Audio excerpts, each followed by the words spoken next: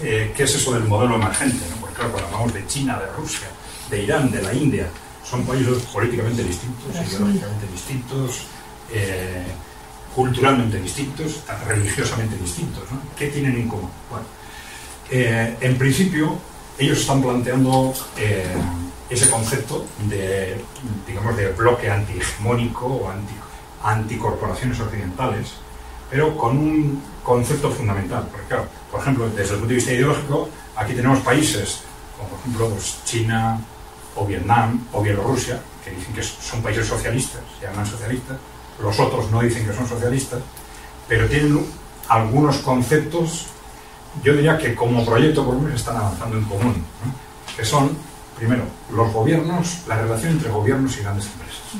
Ellos dicen, tenemos claro que los gobiernos tienen que estar por encima de las grandes empresas, ¿no?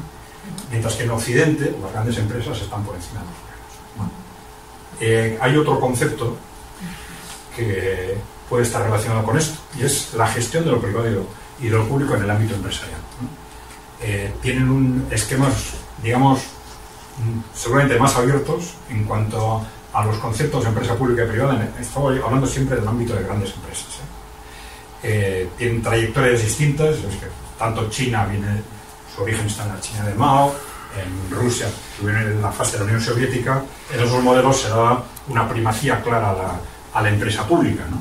De alguna forma superan esa fase, pero ahora están en una situación en la que gestionan con mucha más facilidad que nosotros qué es lo que debe ser público y privado. Nosotros tuvimos de alguna forma una combinación de ese tipo en ese modelo de posguerra, no tanto como aquellos, ¿no? Pero en los últimos 40 años ideológicamente nos hemos mentalizado de que la empresa pública no funciona. Entonces, ideológicamente no somos capaces de aceptar a la empresa pública como opción. Hay un rechazo, vamos a decir, en un 95% de la población instintivo, ¿no? La empresa pública no funciona, la empresa pública no funciona, ¿no? Ellos no tienen ese rechazo. Dice, estamos hablando de las grandes empresas, no de las pequeñas ni de las medianas. Y analizan con bastante objetividad si un sector determinado o una empresa determinada funciona mejor o peor desde el punto de vista del interés general, como públicas o como privadas. Esto les ha llevado a tener un sector público de un peso muy importante, en unos casos creciente, en otros no. Pues por ejemplo, en el sector bancario. En el sector bancario en estos países, entre un 60 o un 80% es público. En las grandes empresas estratégicas, por ejemplo.